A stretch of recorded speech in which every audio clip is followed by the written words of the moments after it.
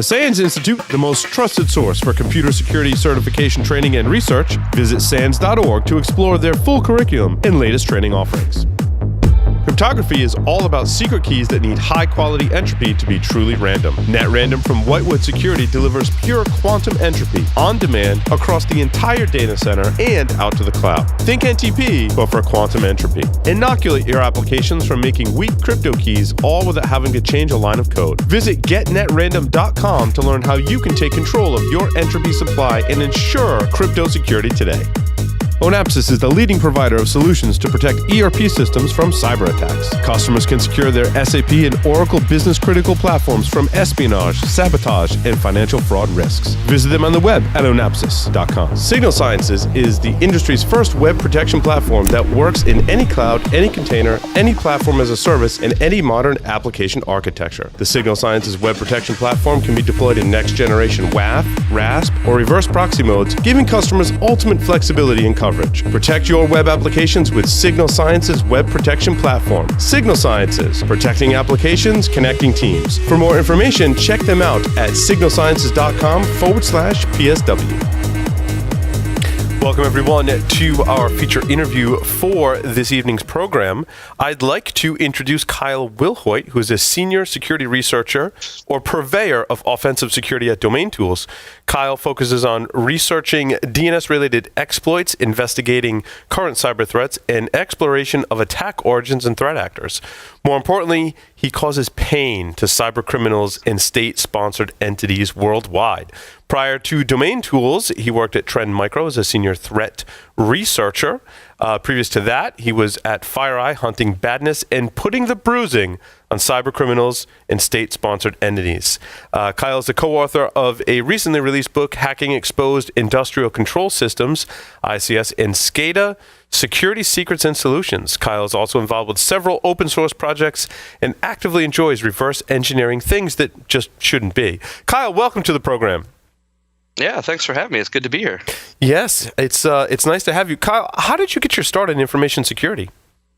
Yeah, so I actually started early on, meaning whenever I was 13, I actually had my parents purchase me at that time. It was a C++ programming book, and I kind of taught myself how to program C++ at that time, and then ultimately just kind of progressed from there. I've only ever actually done security in my career. I've never really done anything outside of that. So I'm pretty fortunate in that regard, and I love the field. Yeah, it's interesting. We were just, as my shirt says, we're at the SANS Hackfest, and it was interesting how several of the presentations were very focused on your career and career advancement. And one of the themes that came up was they said, if you want to work in this field of information security, you need to learn how to program. In a language, at some level, you don't have to be an expert software engineer, because I wouldn't put myself anywhere close to that, right? Me neither, believe me, me neither. Most of us don't, right? And that's just so important for, so many reasons even if you're not going to do a whole lot of engineering, it's important to have that understanding and background of how software works, I think, to work in this field, so... Yeah, absolutely. And then I think also an interpreted language is something that really needs to be considered. And I'm saying that because, for me, for instance, I use Python heavily, and I use that to help automate a lot of the stuff that I do on a daily basis. Yep. So having the ability to be able to just script in Python is huge. And granted, my scripts aren't pretty. Don't get me wrong. But at least they're functional to some degree. So right. Yeah, I'll go with that. when they work, they're functional, right? Yeah. They have this similar set of Python scripts, right? That help us out. So, Kyle, today we're talking about trends in the underground, and it's interesting, as we were talking in prep for this, we really haven't focused on this topic recently in the Security Weekly Network. I know there's lots of companies that provide threat intelligence, but we want to hear from you as to what you're seeing in, they call it in the press the dark web. I guess start, for those of us that don't do a lot of that research, how do you start monitoring, and what are you monitoring, and what are what does it mean when we say deep web and underground? Yeah, so there's a big difference between quote unquote deep web and dark web. So from my perspective, what I'm typically most concerned with is what's going on underground forums. And that can be in deep web forums or dark web forums. And when I say that, there is a difference, meaning using the Tor network to access true dark web websites, forums, etc. Deep web is typically ClearNet, and those are Oh, we lost Kyle there. Your video's things frozen. like that. Your video is frozen too, Kyle. I don't know if you want to try and reset that. Is it? Mm-hmm. Okay, I'm sorry, guys. If Skype's going to fail, it's going to do it once we start the interview, is what we've learned over the years of doing this. There you go. You're back now. Okay, is that better? That's better.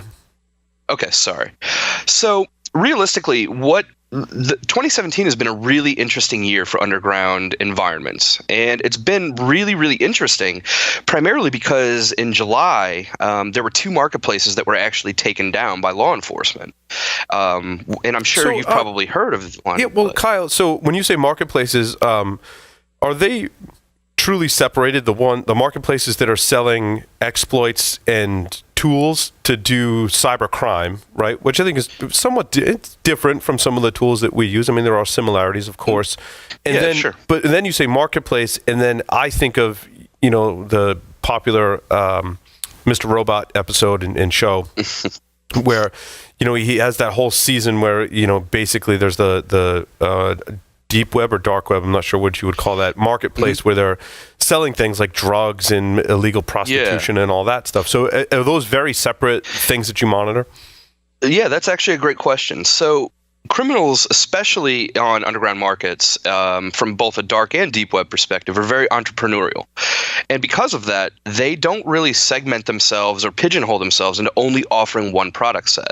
So for instance, many marketplaces, regardless of where they're located, either on Tor, off Tor, etc., many marketplaces will capitalize and try to sell not just possibly builders for malware. They might sell stolen credentials. They might sell stolen credit cards, SIM cards. All of those kind of items can actually be listed and are commonly sold on underground forums that share, the platform across the board.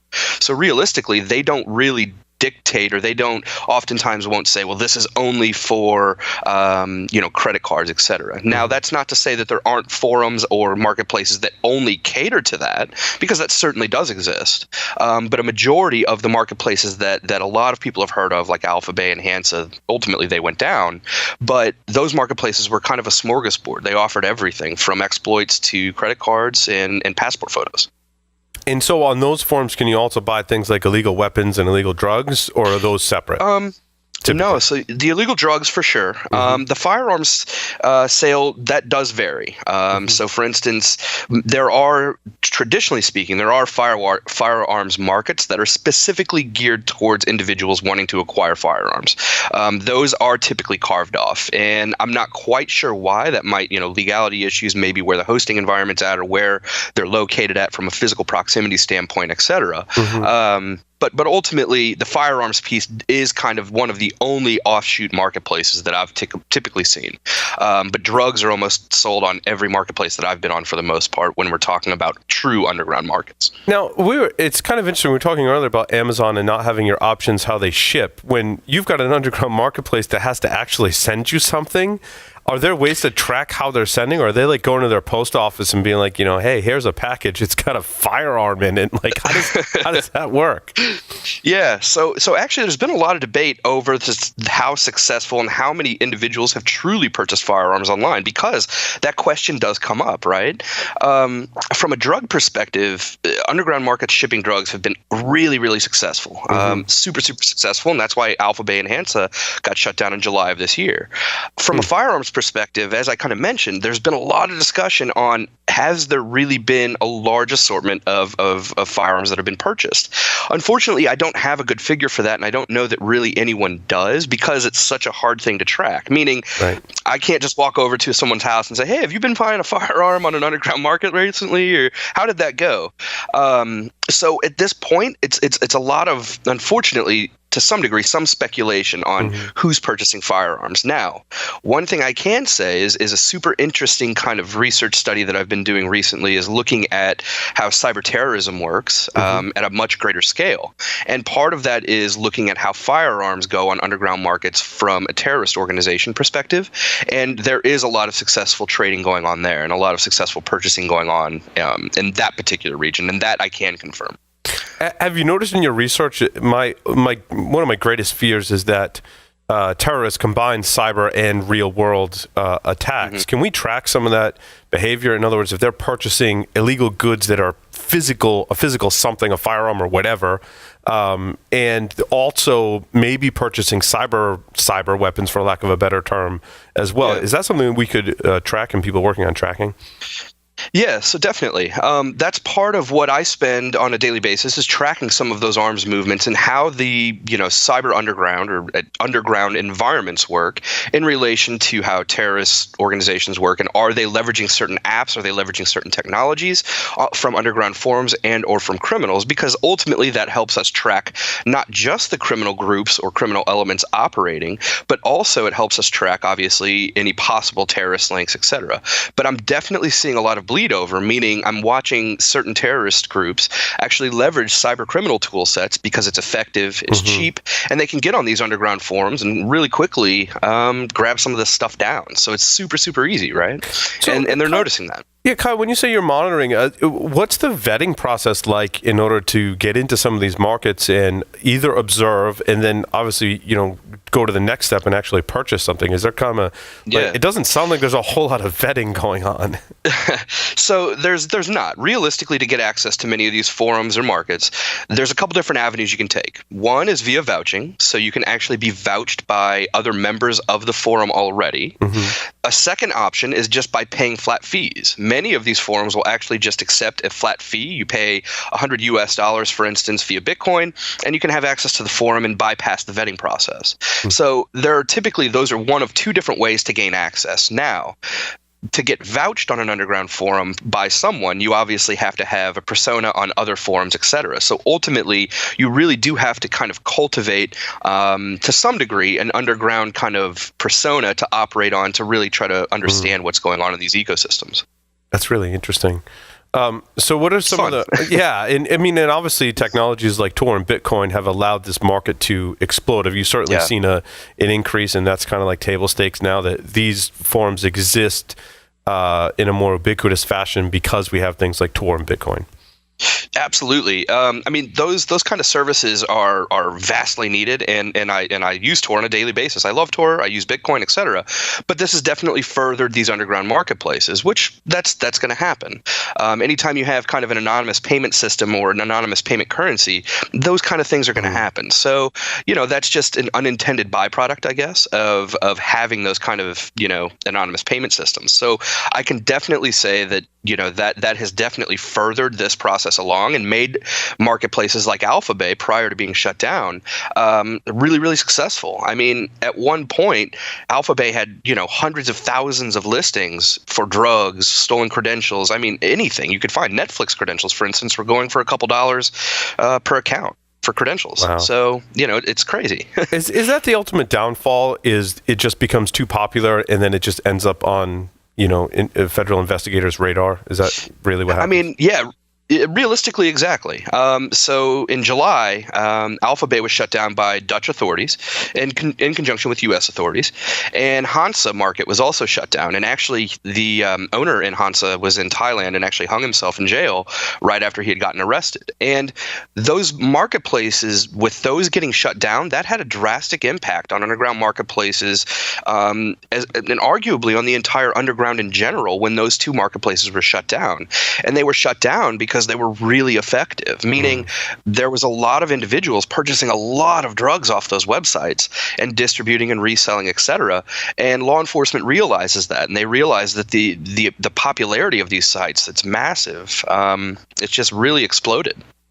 So how do you follow the trail of bits to, first discover and then monitor some of these underground, without giving too much away, obviously? Yeah, right? I mean, Exactly. That's the one concern is I don't want to give away too much tradecraft. But from my perspective, the number one priority is getting access to these forums in one fashion or another.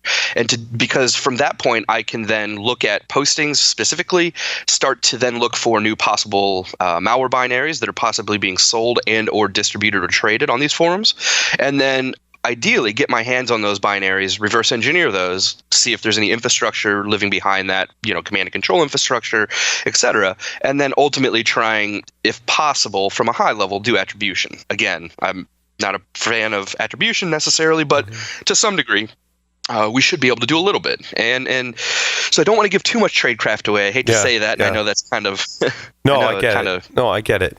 Now, obviously, you work for DomainTools. Use obviously some of those domain tracking techniques, I would imagine, to kind of further your investigation. And you might see references to other forums in one form or another, right? Yeah, exactly. So, for instance, what I'll oftentimes do is if I find a ClearNet forum, meaning an underground or a forum that's on the ClearNet that individuals are getting on and trading malware, doing something like that. Now, Kai, what is the ClearNet? ClearNet is just normal HTTP. So if you're just going out via Google, accessing a forum just via normal avenue without having to out there for anyone to find. Yeah. Exactly. Yeah. So if I'm going out and I'm accessing these specific sites, what I'm typically trying to do is gather the intelligence on a domain perspective. So if I find a ClearNet forum, I can take that domain and pivot off of information related to that domain. So like a whois record, for instance, I can see who the registrant is or the registrar and pivot off of that and maybe find additional forums that maybe I didn't know about before or maybe other people didn't know about. And then we can gain access to those forums and ultimately continue our web of intelligence, for lack of a better term. Yeah, it's like once you get a hook into one, you can kind of sprawl out from there. It's kind of like if you pull on a thread on a shirt, right? So you kind of pull a thread and you just keep pulling until it unravels. That's ideally what I'm trying to do on a daily basis is unravel those threads. Yeah. I mean, it's not dissimilar from when you're researching any topic, such as information security, right? You read one person's post, they reference something else, and you kind of go down the rabbit hole and collect information. Exactly. Yeah. So, exactly. So how do these sites not get shut down more often? Well, unfortunately for a lot of these types of underground forums and underground marketplaces, it requires a concerted effort and a very dedicated effort by an international consortium of law enforcement, meaning it's very rarely ever going to be a U.S.-centric law enforcement, for instance, going and seizing a server and then performing forensics on it. More than likely, it's going to involve many, many different nations and many police forces from different nations. So the coordination effort involved on trying to get these coordinated takedowns in place is a very tremendous undertaking. So I think that's probably part of that. But I think as these marketplaces evolve, I think law enforcement is definitely paying attention to this. I know Interpol is heavily involved with reviewing and investigating underground markets, and some of the markets that are existing now are starting to change and rapidly modify because, again, the Alpha Bay and Hansa market shuts down, really changed that underground marketplace and arguably, as I mentioned earlier, the underground in general. Yeah, so how did it change the underground? And there's different aspects that kind of come to mind. Did it make some of those smaller marketplaces larger and rise up to the top? And then the other effect I'd imagine it have is that the other underground markets get really paranoid and start to slip deeper and do advanced evasion techniques. You hit the nail on the head on both occasions. And what I mean is, once Hansa and Alpha Bay got shut down, Dream Market was kind of at third place at that time. Whenever Alpha Bay and Hansa was up, Dream Market shot to the top. And as it is, yesterday I did a rough count of how many listings were actually on Dream Market, and there were roughly 110,000 listings that were posted.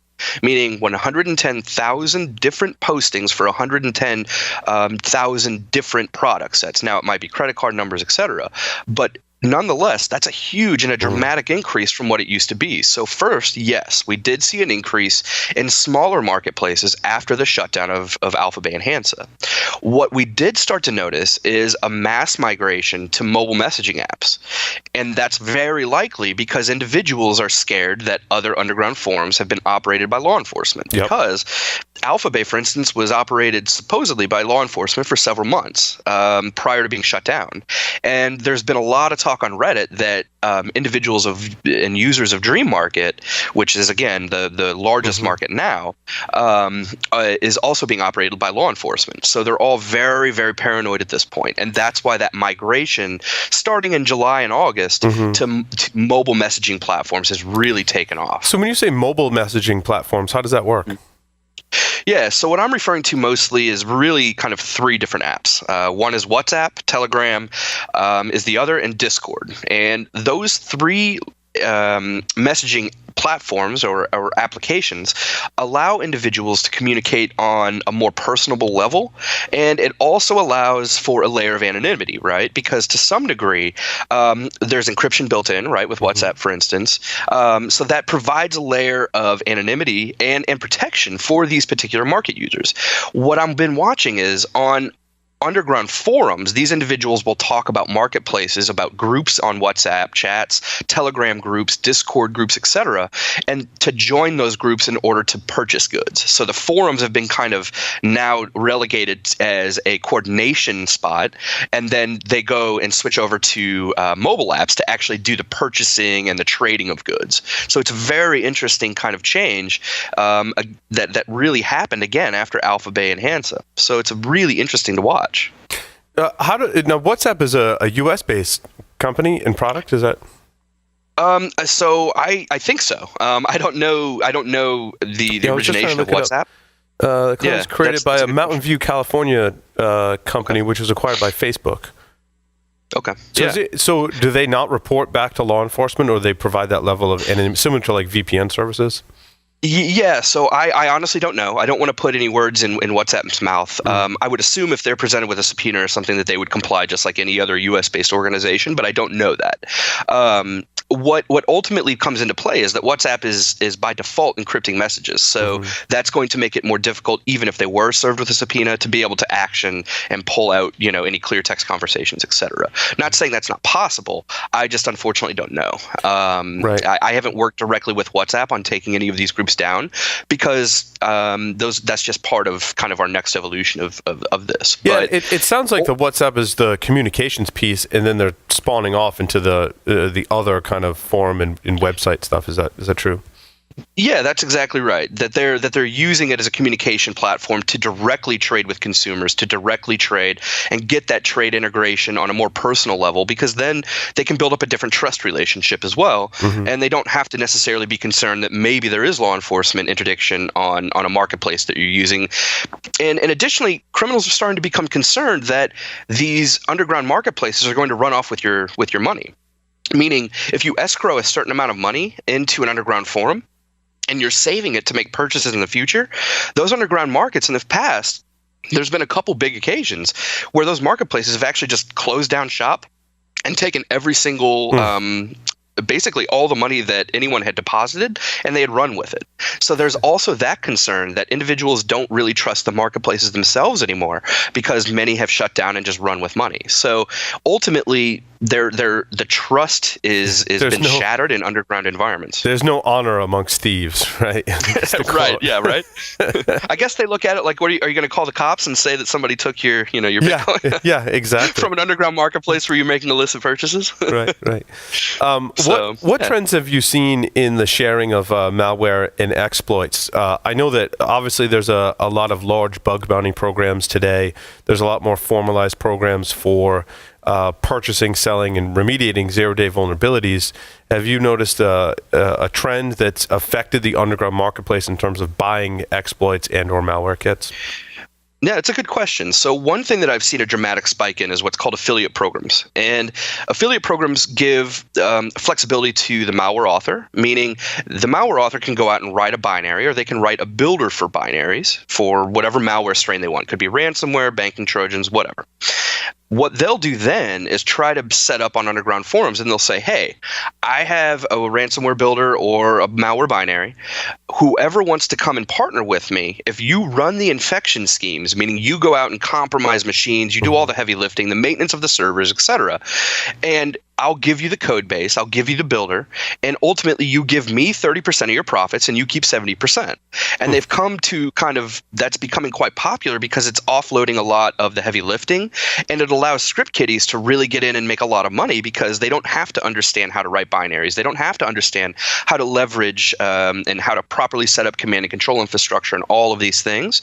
So ultimately it's kind of it's a entrepreneurial plan that underground markets have been really shifting to for the past 3 to 5 years, really, really heavily. Because again, it kind of gives that layer of anonymity to the malware author as well. A layer removed, I guess you could say. Yeah, and a lot of times what happens too is the various parties, back to there's no honor amongst thieves, will either take the money or build in their own backdoors, or is there still a lot of that going on? I know in the press this year I've read something about that. Oh, yeah. Definitely, yeah. I mean, there many of the builders that I come across, be it again ransomware, all the way down to nation-state level builders. Those styles of builders are still oftentimes embedded with backdoors. And what's also interesting is I've actually witnessed attackers actually pull down a legitimate builder that was not backdoored, then they backdoor it, and then redistribute it on other forums. So they're actually, in essence, creating their own botnet off of a botnet builder. It's like an Inception botnet, if you will, or something like that. Right. Yeah. Have you seen, in terms of skill level, you said new script kiddies earlier, has it lowered the bar for skill level to be able to commit these cyber crimes? Or it also sounds like if you don't have a certain level of skills, you can be easily taken advantage of. Yeah, both are exactly accurate, meaning I think the relative skill set has lowered. And I say that because I think the success of like ransomware as a service programs and affiliate programs, those kind of things, has really lowered that technical bar, meaning you can have someone with maybe 1 year of low-level computer science courses that can successfully operate a multi-thousand botnet at this point because of the affiliate program kind of setup or ransomware as a service setups. So I think it certainly has lowered that technical bar of entry to be able to have these actors get in and start doing stuff. From the other side of that, I think it also has ultimately impacted the way that some of these higher-level malware authors are operating because they realize they can also infect these affiliate program members and possibly and leverage them to some degree to make money off of them as well. So I think it's definitely lowering that bar, and I think it's definitely affecting individuals that are accessing these types of forums for sure. So does that open opportunities to federal agencies and nation states to basically plant software in the underground and then use that to in turn monitor some of these groups? How much is that going on, and how much are people in the underground actually looking for that or aware of that? Yeah, so that's also a good question. So that does definitely happen from a law enforcement perspective, but also from an intelligence perspective, from an intelligence gathering perspective, meaning it may not even be for law enforcement missions. It might be truly to understand from an intelligence perspective, what does this particular marketplace or region or forum trying to specialize in? Because maybe if they release an O-Day on that forum, for instance, that's a tremendous wealth of information from a forum. So there's definitely some of that happening. I don't want to get into too much detail as to how and where, because that is kind of discussing tradecraft to some degree, so I apologize. But that's definitely happening, and we can see that with the proof like Alpha Bay and Hansa going down. As I mentioned, it was Alpha Bay was being operated by federal government for a little bit of time prior to being shut down because they realized that they could get a wealth of information from that, a lot of intelligence. Yeah. And a lot of that intelligence has to do with enterprises and organizations today. And of course, there's a number of companies that offer, that aspect of threat intelligence that they're monitoring exactly what we're talking about and reporting back to the companies. Do you see value in that? And where is the value in that? If I work for an organization today, I'm interested in that. No, that's a great question. So as an organization, the first thing that I'm always doing is monitoring, and I do this for DomainTools, is constantly monitoring not just for DomainTools as the name of an organization popping up on underground forums, but I'm also monitoring for specific individuals within DomainTools, meaning their names on underground forums. And I'm doing that because if there's a leak of some sort, or maybe DomainTools or your organization gets compromised, it would behoove you to start looking on underground forums to see maybe an attacker is posting out an ad selling credentials to your organization on underground forums. And you can get ahead of the game if you're searching and looking for those kind of things proactively on these forums and underground sites. You can proactively find that, and then ideally kind of cut the instant response time down, because you're ultimately knowing, hey, we have an infection because this person's selling underground selling credentials on underground forums, etc. So I think that's a big piece, is you really do need to monitor not just the organization name on underground forums and underground sites, but also individuals that have a lot of responsibility in an organization. So like the CTO, for instance, the CISO, for instance, individuals that are very likely to be spearphished, that kind of thing.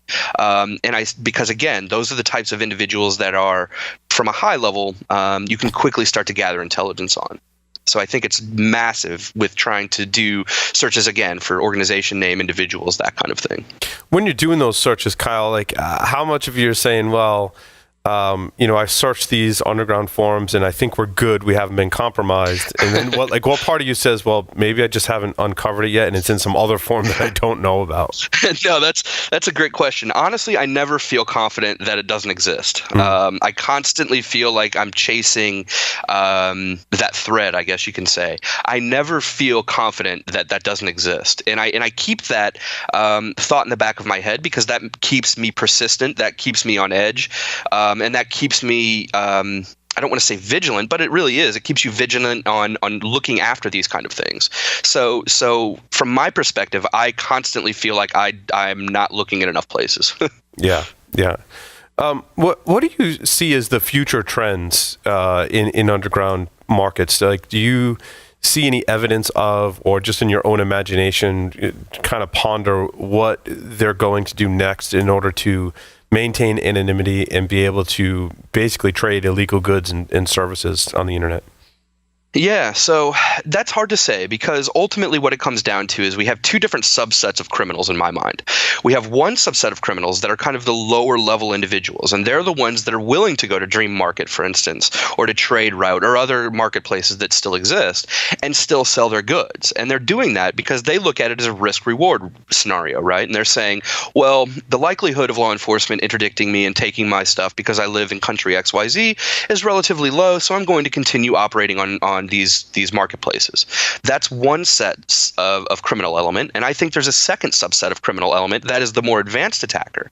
Those are more along the lines of what I would say the individuals that are going to be migrating to very structured and very small groups, like on Telegram and Discord, Slack channels, those kind of things, because they're wanting to build up a trust network in a much closer fashion and try to remove that third party or that middleman from the marketplace. So realistically, I think that we're going to continue to see marketplace utilization, like on Dream Market and Trade Route, but I think that's going to be lower level criminals, and I think the higher level element of criminals are going to be moving more to that Discord, WhatsApp, etc., to ensure that they can have that one-on-one relationship with their customers, etc. Mm-hmm. So I think that's only going to continue.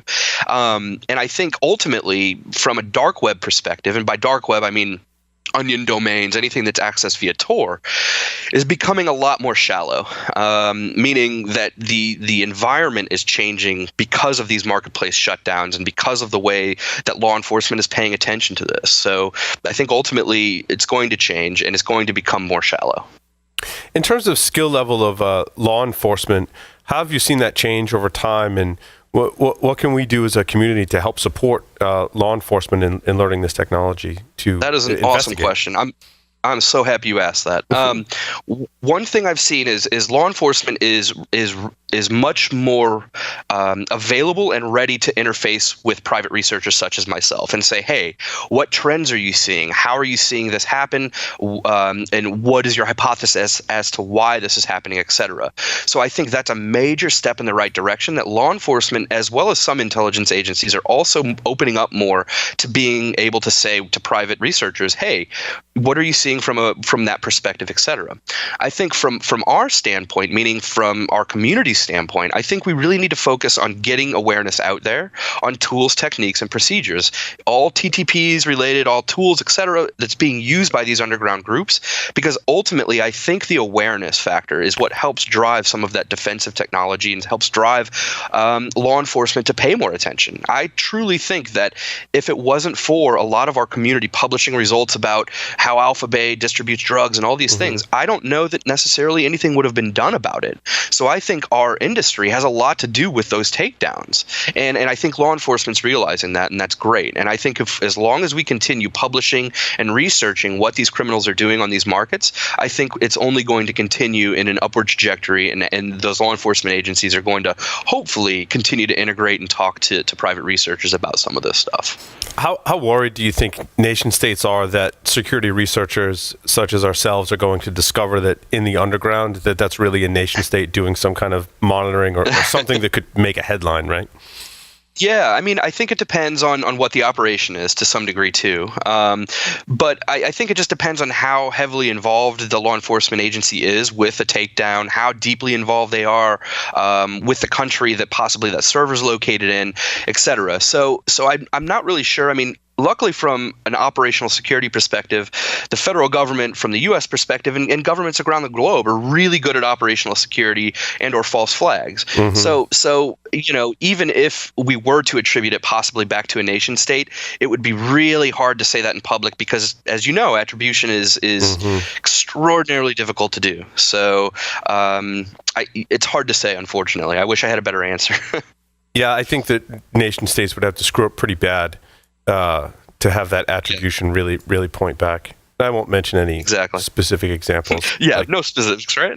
nothing like Stuxnet or anything like that. Yeah. So, Kyle, where are you presenting next? So I don't know yet. So I just presented in DerbyCon. That was my last presentation.